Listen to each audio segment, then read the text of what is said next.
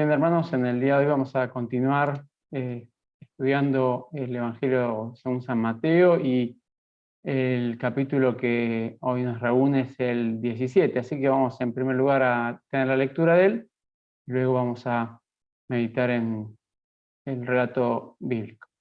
Comienza el capítulo 17, por así decir, en realidad en el versículo, como tiene una gran relación con el versículo 28 del capítulo 16, porque dice: de cierto os digo que hay algunos de vos que están aquí que no gustarán la muerte hasta que hayan visto al Hijo del Hombre viniendo en su reino. 6 días después, Jesús tomó a Pedro, a Jacobo y a Juan su hermano y los llevó aparte a un monte alto, y se transfiguró delante de ellos y resplandeció su rostro como el sol y sus vestidos se hicieron blancos como la luz. Y aquí les aparecieron Moisés y Elías hablando con él. Entonces Pedro dijo a Jesús: Señor, bueno es para nosotros que estemos aquí. Si quieres, hagamos aquí 3 enramadas, una para ti, otra para Moisés y otra para Elías. Mientras él aún hablaba, una nube de luz los cubrió y aquí una voz desde el cielo que decía: Este es mi Hijo amado en quien tengo complacencia, a él oíd. Al oír esto, los discípulos se postraron sobre sus rostros y tuvieron un gran temor. Entonces Jesús se acercó y los tocó y dijo: Levantaos y no temáis. Y alzando ellos los ojos, a nadie vieron sino a Jesús solo. Cuando descendieron del monte, Jesús les mandó diciendo: No digáis a nadie la visión hasta que el Hijo del Hombre resucite de los muertos. Entonces sus discípulos le preguntaron diciendo: ¿por qué pues dicen los escribas que es necesario que Elías venga primero? Respondiendo Jesús les dijo: a la verdad, Elías viene primero y restaurará todas las cosas. Mas os digo que Elías ya vino y no lo conocieron, sino que hicieron con él todo lo que quisieron. Así también el Hijo del Hombre padecerá de ellos. Entonces los discípulos comprendieron que les había hablado de Juan el Bautista. Cuando llegaron al gentío, vino a él un hombre que se arrodilló delante de él, diciendo: Señor, ten misericordia de mi hijo, que es lunático y padece muchísimo, porque muchas veces cae en el fuego y muchas en el agua, y lo he traído a tus discípulos, pero no le han podido sanar. Respondiendo Jesús dijo: oh generación incrédula y perversa, ¿hasta cuándo he de estar con vosotros? ¿Hasta cuándo os he de soportar? Traédmelo acá. Y reprendió Jesús al demonio, el cual salió del muchacho, y éste quedó sano desde aquella hora. Viniendo entonces los discípulos a Jesús aparte, dijeron: ¿por qué nosotros no pudimos echarlo fuera? Jesús les dijo: por vuestra poca fe. Porque de cierto os digo que si tuvierais fe como un grano de mostaza, diríais a este monte: pásate de aquí allá, y se pasará, y nada os será imposible. Pero este género no sale sino con oración y ayuno. Estando ellos en Galilea, Jesús les dijo: el Hijo del Hombre será entregado en manos de hombres, y le matarán, mas al tercer día resucitará. Y ellos se entristecieron en gran manera. Cuando llegaron a Capernaum, vinieron a Pedro los que cobraban las 2 dracmas, y le dijeron: ¿vuestro maestro no paga las 2 dracmas? Él dijo: sí. Y al entrar en casa, Jesús le habló primero diciendo: ¿qué te parece, Simón? Los reyes de la tierra, ¿de quiénes cobran los tributos o los impuestos? ¿De sus hijos o de los extraños? Pedro le respondió: de los extraños. Jesús le dijo: luego los hijos están exentos. Sin embargo, para no ofenderles, ve al mar y echa el anzuelo, y el primer pez que saques, tómalo, y al abrir la boca hallarás un estatero. Tómalo y dáselo por mí y por ti.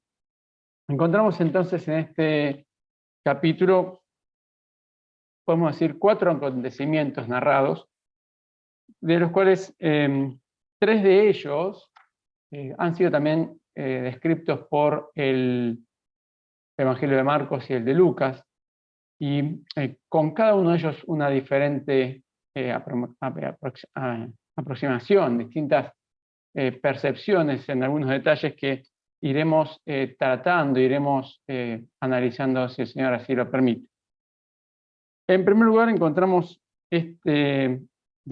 este detalle con relación a lo que el Señor anunció, que no habría algunos que no gustarían muertes antes de haber visto al Señor, al Hijo del Hombre viniendo en su reino, o manifestado en su reino, sería una expresión también adecuada, porque en este caso particular vemos que Mateo, que no es muy descriptivo en cuanto a los tiempos, hace una referencia justamente a una unión temporal entre la expresión final del capítulo 16 y el comienzo del 17, hablando de los días, 6 días después.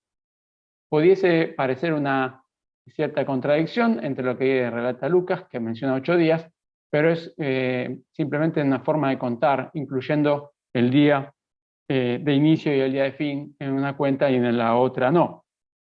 ¿No es cierto que en este caso el Señor llama a Pedro, Jacobo y Juan, los 3 discípulos más cercanos al Señor, que vemos en varias ocasiones que Él los llama para presentarle en algunas circunstancias, o como la resurrección de la hija de Jairo, como un ejemplo, también en el Getsemaní. Y lo cierto es que los lleva aparte a un monte alto. Esto nos habla de una intención bien clara del Señor de separarlos del grupo para hacerles pasar por esta experiencia particular, donde Él se transfigura y relata, hay una transformación, que el término es de adentro hacia afuera, no algo que viene afuera hacia adentro, y que lo presenta al Señor de una manera dentro de nuestras capacidades de vislumbrar su majestad y su persona. Menciona aquí justamente que el término que puede encontrar Mateo es del resplandor de su rostro como el sol, algo similar a lo que después describe Juan en Apocalipsis, y las ropas que se hicieron blancas como la luz. En el Evangelio de Marcos habla de un blanco inalcanzable desde el punto de vista humano, porque dice que es un blanco que ningún lavador de la tierra puede lograr. Haciendo un hincapié en esta transformación absolutamente sobrenatural del Señor. Y aquí dice que junto con él aparecían Moisés y Elías hablando con él. Y es un detalle a considerar cómo fue que Pedro, Jacobo, Juan, de esta aparición, estas figuras, logran identificar a estas dos personalidades del Antiguo Testamento. El Señor seguramente los habrá inspirado para que así fuese, y quizás por los términos y las características de la conversación que menciona aquí, está hablando con él, donde solamente Lucas menciona el motivo de esta conversación, es que de su pronto sacrificio, es que es este cuadro de tal calibre para la vida y el impacto de Pedro, Juan y Jacobo, que tanto Pedro como Juan, de los cuales el Señor utilizó para la confección de la Biblia, como a través de sus escritos, hacen referencia a esta experiencia. Pedro lo hace en 2 Pedro, el 1 al 16, donde dice: porque no hemos dado a conocer el poder y la venida de nuestro Señor Jesucristo siguiendo fábulas artificiosas, sino como habiendo visto con nuestros propios ojos su majestad. Pues cuando Él recibió de Dios Padre honra y gloria, le fue enviada desde la magnífica gloria, una voz que decía: este es mi Hijo amado en el cual tengo complacencia. Y nosotros oímos esta voz enviada del cielo cuando estábamos con Él en el Monte Santo.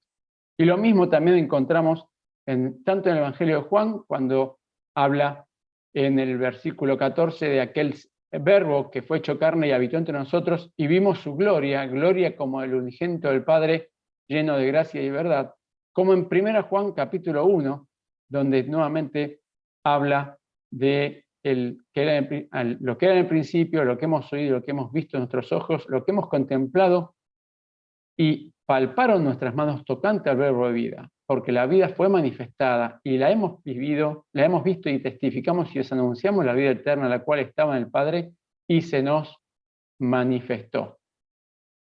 Ha sido sin duda esta experiencia que vivieron los tres apóstoles un momento trascendental, un momento fundamental en sus vidas, como lo vemos aquí, en un primer término, quizás ellos no entendiendo por completo lo que estaba sucediendo, pero cuando finalmente el Espíritu Santo les hizo recordar y les hizo entender con mayor claridad, como el mismo Señor les decía, pudieron tener aún una mayor comprensión de la imagen que ellos estaban viviendo y que estaban viendo allí.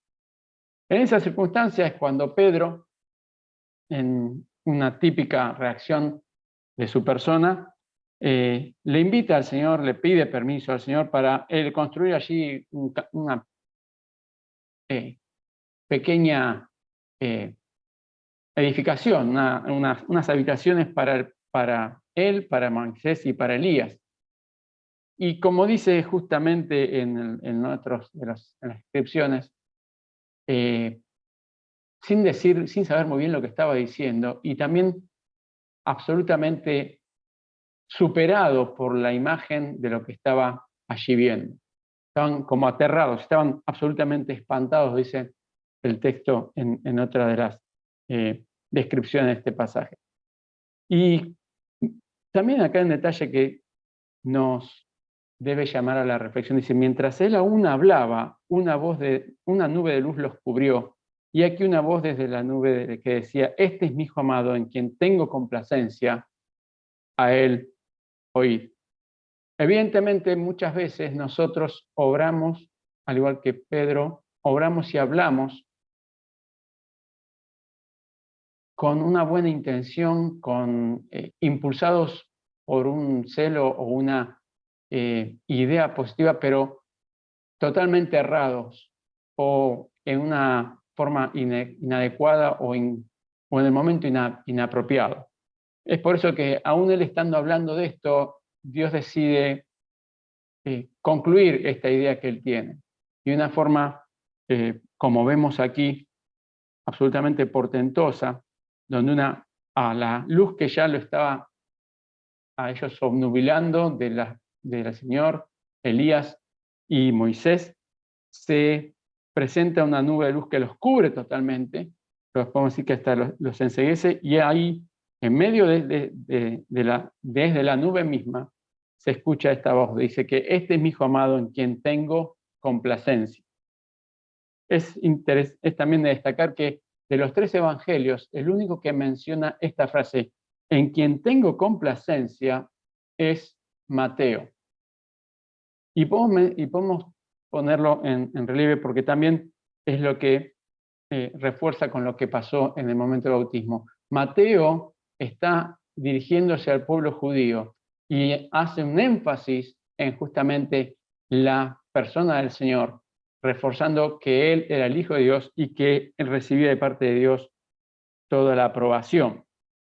Al oír esto, como no podía ser de otra manera, los discípulos se postran sobre sus rostros y tienen un enorme temor. Son absolutamente superados por la situación, porque se encuentran ante lo que dentro de sus capacidades podemos, los humanos, tener ante la mismísima presencia de Dios.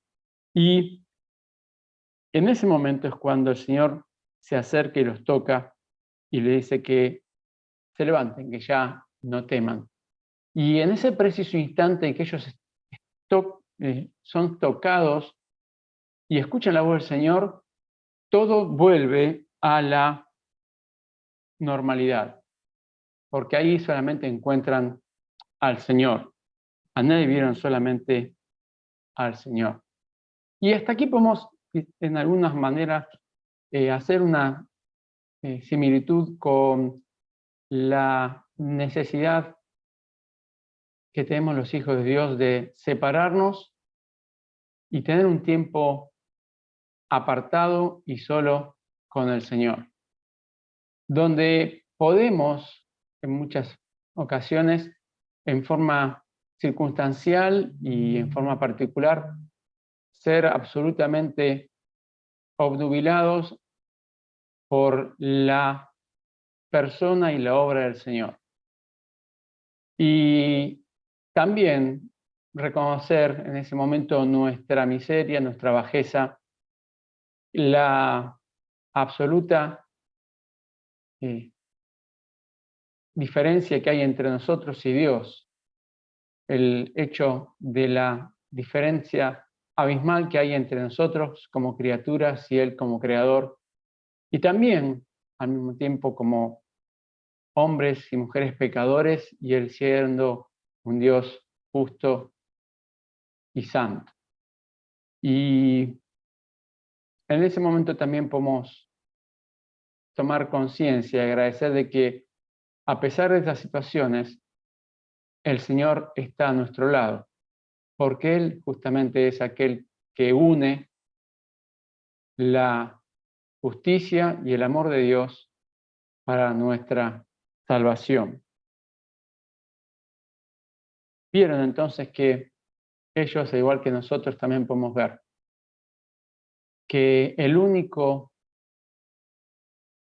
que realmente puede relacionarnos con Dios y que el único en el cual podemos apoyarnos y confiar es en el Señor.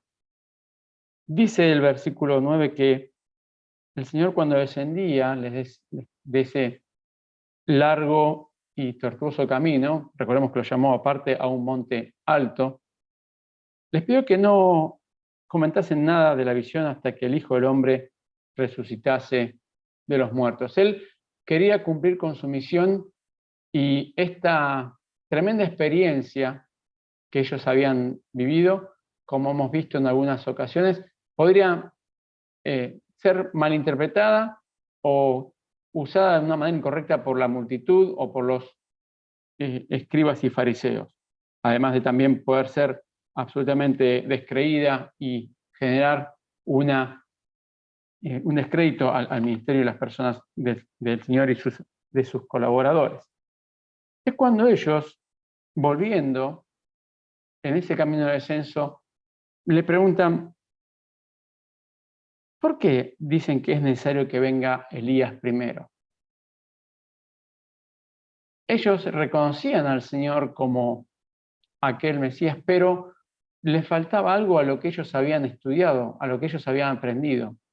Según justamente lo que leemos en Malaquías, el capítulo 5, el capítulo 4, versículo 5, donde dice que yo os envío el profeta Elías antes que venga el día de Jehová grande y terrible. Él hará volver el corazón de los padres hacia los hijos y el corazón de los hijos hacia los padres, no sea yo que venga y hiera la tierra con maldición. Ellos asociaron esa tremenda imagen de la transformación del Señor con este día que habría de venir de justicia de parte de Dios. Y según el texto faltaba que viniese Elías. Y el Señor, aquí es donde nuevamente nos encontramos con estas figuras de profecías donde hay un cumplimiento doble, que en una parte de esa profecía se cumple en la primera venida del Señor y otra en la segunda. Porque el mismo Señor dice, ya os digo que Elías vino y no le dice, a la verdad, Elías viene primero y restaurará todas las cosas, como sabemos que habrá de ser, y hemos visto en el estudio de Apocalipsis. Evidentemente acá Elías no como Elías, sino como el espíritu de Elías en aquellos testigos en el medio del pueblo de Israel. Pero dice, más os digo que Elías ya vino y no le conocieron, sino que hicieron con él todo lo que quisieron. Así también el Hijo del Hombre padecerá de ellos. Y ahí es donde ellos, los discípulos, reconocen, nos dan cuenta que el Señor está hablando de Juan el Bautista, como también encontramos que en otros pasajes se hace referencia a que él mencionaba que este era aquel Elías, aquel hombre que venía con el espíritu de Elías abriendo el camino para la llegada del Mesías. Y aquí menciona justamente el hecho de que vino y no le conocieron, no reconocieron, no asociaron el mensaje y la persona de Elías con aquel que había de abrir, como mismo decía, leemos en la descripción del ministerio de Elías, la senda para la venida del Mesías. E hicieron con él todo lo que quisieron, no solamente desde el punto de vista de que fue finalmente ejecutado, no por el pueblo de Israel, porque sabemos que Elías fue decapitado por orden de Herodes, pero sí hicieron con él el ignorarle, el despreciarle, el no prestar atención al mensaje que él traía. Voluntariamente ellos decidieron ignorar el mensaje que Elías traía. Mismo el Señor los confronta en un momento dado, cuando ellos vinieron, lo leemos en Marcos, cuando ellos venían a preguntarle al Señor con qué autoridad hacía todas las cosas, y el Señor le pregunta, bueno, yo les voy a contestar si ustedes me contestan primero. ¿Qué clase de ministerio tenía Elías? ¿En nombre de quién hablaba? ¿Era el mensaje de Dios o era el mensaje de los hombres? Y ellos, ante esta disyuntiva, como muchas veces hasta nosotros mismos hacemos, en vez de reconocer la realidad y afrontar las consecuencias de la realidad, tomaron un camino de indefinición, un camino de absoluta abstención de concretar en sus palabras lo que habían ya expresado con sus hechos. Como decimos aquí, ellos habían hecho con él lo que quisieron, pero no lo que debieron hacer. Así que de la misma manera también, de este mismo pueblo que al cual había venido el Señor, ellos habrían de sufrir. Descendiendo del monte a reencontrarse con sus discípulos, se encuentra con esta multitud que llega junto con el caso de este hombre desesperado por la salud y la vida de su hijo, el cual era afectado por un demonio. Recordemos que ya el Señor les había enviado a los discípulos de dos en dos a predicar las buenas nuevas del reino y a hacer milagros, justamente en nombre del Señor, retirándolos, expulsando los demonios en aquellos que habrían de presentarse. Pero en esta circunstancia, como dice aquí el mismo Padre, lo había traído a sus discípulos, conocido ya la fama de ellos, de poder haber hecho esto en nombre del Señor, pero no lo habían podido lograr. Y aquí el Señor tiene unas expresiones bastante fuertes. Podemos decir que hasta nos llama la atención la dureza de sus palabras cuando habla de una generación incrédula y perversa, una generación que él le era difícil soportar. Y es, sin duda, una llamada de atención para sus discípulos, como vamos a ver más adelante. Es también de destacar que solamente en esta, si bien en los 3 episodios narrados, en los 3 evangelios, donde se describe esta reprensión y el demonio que sale del muchacho, en ninguna de ellas el Señor tiene estas palabras para con sus discípulos luego de la realización del milagro, porque los discípulos, llamándolo aparte, después de haber pasado por esta situación un poco bochornosa, de no haber podido hacer frente, no haber podido haber hecho lo que habían hecho antes en otras circunstancias, le preguntan justamente al Señor, llamándolo aparte, ¿qué pasó que no pudimos? Y el Señor les destaca solamente aquí en Mateo el motivo. Solamente en Mateo encontramos esta narración de esta pregunta que le hacen los discípulos. ¿Qué fue en qué fallamos para no haber podido concretar el mandamiento que nos habías dado? Y él justamente les menciona que el problema que sucedía es que ellos habían confiado en forma errónea. Ellos no habían tenido la fe que debían haber tenido para realizar este milagro. Y les menciona que si su fe hubiese sido pequeña, pero efectiva, hubiesen podido mover a este monte, ese monte podemos imaginarnos que desde el cual el Señor había descendido junto con los 3 discípulos, y nada le hubiera sido imposible. Pero es importante destacar que sin duda era la voluntad de Dios que este muchacho fuera librado, pero la forma en que los discípulos habían querido realizar la obra sin duda no era la adecuada. Es también interesante destacar que de los 3 relatos, este es el que tiene menos detalles del evento en sí, de la crisis que vivían este padre y este hijo. Nosotros encontramos mayores detalles, pero en contrapartida nos encontramos con esta importante lección que el Señor les hace a sus discípulos, donde ellos reconocen que algo habían cometido, en algo se habían equivocado. ¿Qué era lo que había pasado? Que ellos, habiendo tenido la comisión de liberar de demonios a aquellos que lo sufrían, no lo habían podido hacer. Y es que muchas veces nos confiamos en nosotros mismos y no apoyamos en forma genuina y completa en el Señor. Estando, dice en el versículo 22, en Galilea, Jesús les dijo: el Hijo del Hombre será entregado en manos de hombres y le matarán, mas al tercer día resucitará.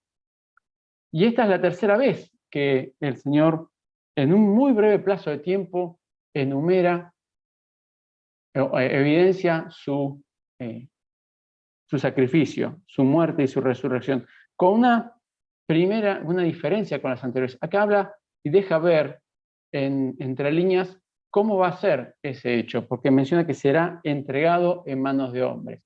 Hay una pequeña referencia a la traición que él habrá de sufrir por parte de Judas.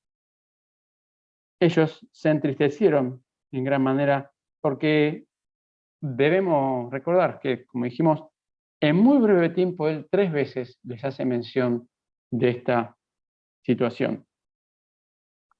Y finalmente llegamos al cuarto de los eventos que narra este capítulo, que es el evento que solamente encontramos registrado en el Evangelio de Mateo. Y uno de los motivos que podemos deducir o inferir de la razón de esta específica inclusión en el Evangelio y no los demás evangelios sobre el milagro del impuesto pagado a través de una moneda en la boca del pez, es el énfasis de que el Señor era el Hijo de Dios. Era Dios, como es el principal objetivo al cual apunta el Evangelio de Mateo y al pueblo judío. Pensemos que este era un impuesto. Acá habla justamente que cuando llegaron a Capernaum, vinieron a Pedro los que cobraban las 2 dracmas, que era el impuesto anual que el pueblo judío tenía para la manutención del templo. Era un impuesto que solamente se le cobraba a los nacionales judíos y era utilizado para el mantenimiento del templo y todo lo necesario para su funcionamiento. Y en ese momento, Pedro, también en forma impulsiva y también una forma de defensa del Señor, ante la pregunta de estos recaudadores, le dice: bueno, pero tu maestro ¿va a pagar o no va a pagar estas 2 dracmas que debía abonar? Y Pedro le dice que sí. Y en el momento que él regresa a la casa, recordemos, como habíamos visto anteriormente, que el Señor había basado su hogar en Capernaum, por eso también se lo estaban reclamando allí mismo. Al entrar en la casa, el Señor habla primero con él. No lo deja contarle qué es lo que está pasando, no deja contarle aquello por el cual él se ha comprometido delante de las autoridades. Dice: Jesús le habló primero diciendo: ¿qué te parece, Pedro? Los reyes de la tierra, ¿de quiénes cobran los tributos o impuestos? ¿De sus hijos o de los extraños? Y Pedro, que evidentemente conocía cómo era la política tributaria, sabiendo que, como aún durante muchos años ha pasado, aquellos que gobernaban a través de monarquías o de tiranías, los impuestos eran pagados por los súbditos y no por las familias reales ni las familias nobles. Desde aquellos tiempos era justamente a que los extraños. Y el Señor les recarga, claro, es cierto. Por lo tanto, los hijos están exentos.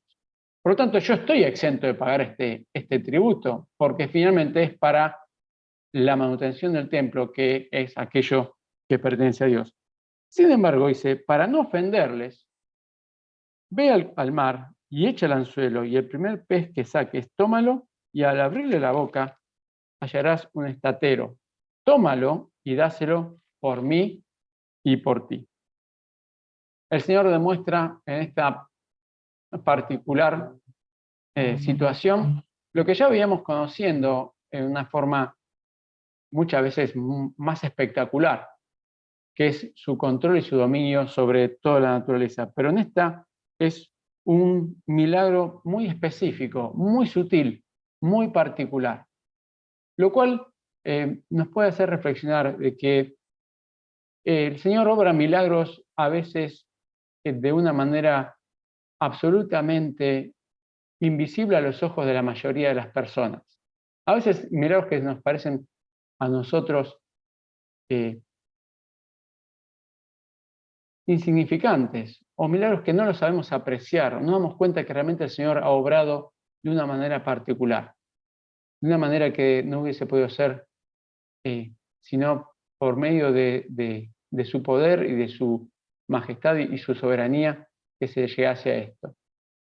Porque Pedro tenía que ir a arrojar el anzuelo, fíjense que la gran diferencia, él le pide que arroje un anzuelo, no que arroje una red para tener mayores probabilidades de pescar algo. Él tenía que ir solamente con el anzuelo y la carnada, con la forma bien puntual y específica para la pesca, no en una forma industrial, por así decirlo, sino una forma artesanal. Dice, echa el anzuelo y el primer pez que saque, tómalo y al abrir la boca hallarás un estatero. Tómalo y dáselo por ti y por mí.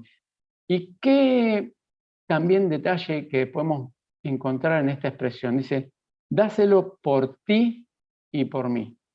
No dijo, dáselo por nosotros.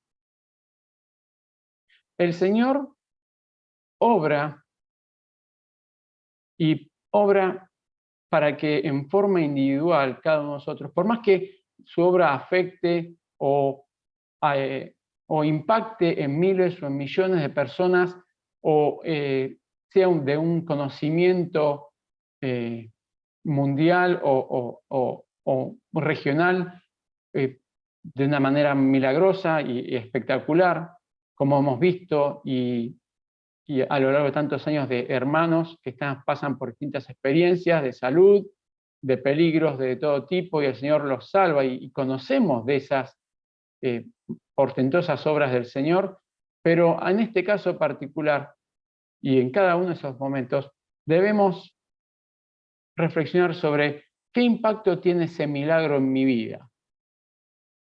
¿Cómo yo puedo apropiarme de ese milagro? Aun cuando no he sido yo el beneficiario de ese milagro. En este caso sí, Pedro lo fue.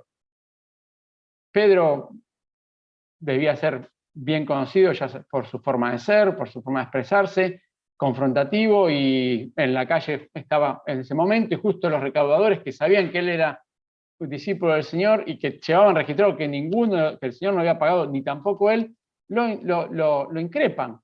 Y él toma esta decisión justamente de decir que sí y comprometerse, y él en particular se ve beneficiado de similar. En otros casos, como dijimos, quizás nosotros no en forma directa, pero sí debemos pensar en qué mensaje, qué bendición tiene el Señor para cada uno de nosotros en aquellas obras que Él hace en los demás. A veces hasta nos puede estar pasando de que el Señor obra en beneficio de un hermano, de una circunstancia, y lejos nosotros de alabarle, bendecirle por el beneficio dado, sintamos algún tipo de incomodidad, de resentimiento, de insatisfacción porque el Señor obró de una manera distinta de lo que yo esperaba, o sí obró como nosotros esperábamos, pero no obró igual con otras circunstancias, otras situaciones. Lo cierto es que en cada uno de los momentos que el Señor obra a través de su voluntad y de su soberanía, debemos pensar que el Señor tiene para nosotros algo para nuestra bendición y para nuestro crecimiento espiritual. Que podamos esta noche, al meditar en la bondad del Señor y en también lo que Él en forma particular y personal tiene para cada uno de nosotros en aquel monte en el cual nos quiere Él llevar a nuestra relación personal. Vamos en primer lugar, como dijimos, reconocer y admirarlo como muchas veces se nos escapa. Y ver y agradecerle porque Él y solo Él es el que nos reconcilia con Dios. Él y solo Él nos comprende y nos habla y nos está cerca nuestro en nuestras dificultades, en nuestras dudas, en nuestros temores.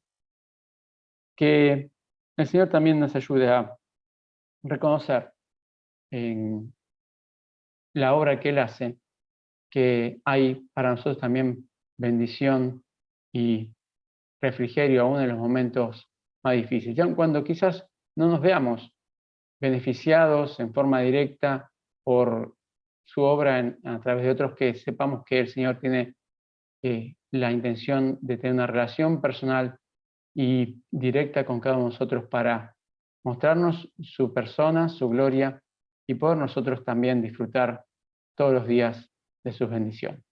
Que el Señor nos bendiga.